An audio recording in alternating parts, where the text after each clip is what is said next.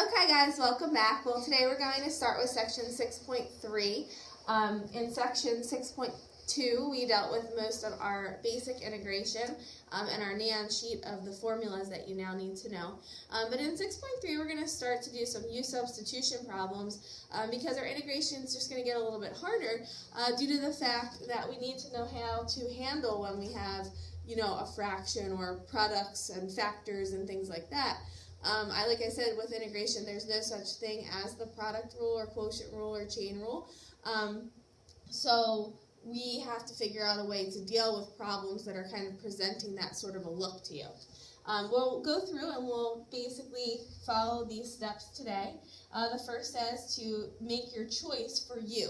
Now, this sometimes can be a little bit challenging, but you'll get better at it and you'll start to notice, I guess, the more common U subs that you'll try, and sometimes, I've tried problems where I've tried 3 or 4 U substitutions just until I figured out something that would work out, which will happen in our notes today. Ryan, you would like to see my key, I'm sure, because those problems I write like, no, and I get annoyed because I have to keep trying and figuring something out. So just kind of be patient and keep trying.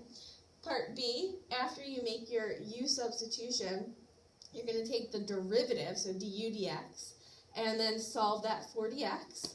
Then we'll make our substitution in our problem.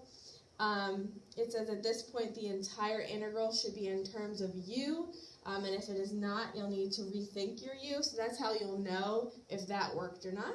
And then part D, it says evaluate the integral and replace the u with the g of x. Okay, so as usual, when we go through and we read steps without a problem, you just have to kind of wait and see how this works out. So let's go here to example 1, and basically today's notes just go through a million examples of different things till you start to get the hang of this. Okay, so here we go. Step 1, we have to make a U substitution. So like I was saying, you'll get better and better at this, but when I look at this problem, first of all, you see, as far as section 6.2, do you see how you have the 2 factors? You have this factor multiplied by the 2x. So you can't go through and just add 1 and divide by it on top of that. This is not going to be on the neon sheet. So when it looks like a product rule type problem, as if this were a derivative, that's how you know this is a U sub. Look at the problem over here. Doesn't this look like a chain rule type problem, right? And that's how you know it's a U sub again. So that's the first question I would say kids would have when you know you need to use a U sub or when you don't have to. And that's the answer I would give you. So looking at this here, since there's a lot going on in this portion, I would try my U sub to be x squared plus 1.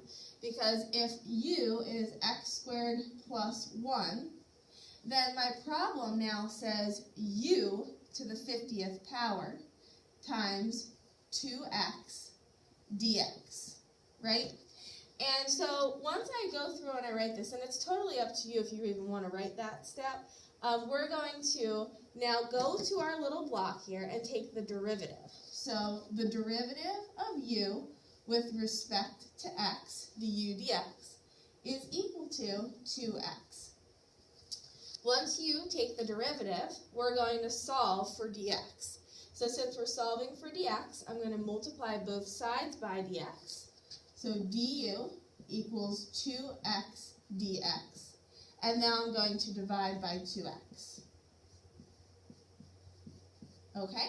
So dx is equal to du over 2x. So I'm going to take this u sub, and I'm going to come over here and sub it in. I have u to the 50th power. I have a 2x. And then dx is du over 2x. du over 2x. Okay, so I'm going to put this over 1, this over 1, just for the heck of it, so you can see how everything lines up, and it's all being multiplied. I can reduce, and now I'm left with the integral of u to the 50th du. So let's pause for a second to show you a successful u substitution before we actually go through and integrate. So I did all of my derivative work and my substitution, and right here it says I have the integral of u to the 50th du. Do you see how this says du and I have a u in the problem? That's how you know you were successful. If you had an x here and a du here, that's how you know you were not successful. It's all got to match up. It's all got to jive. So once we have this, look how easy this is. This is now a lesson 6.2 integral.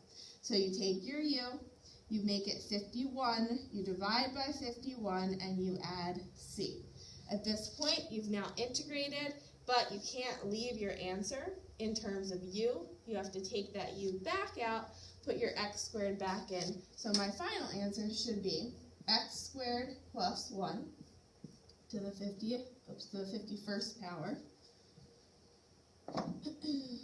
over 51 plus c. Okay, and that's how you integrate using a u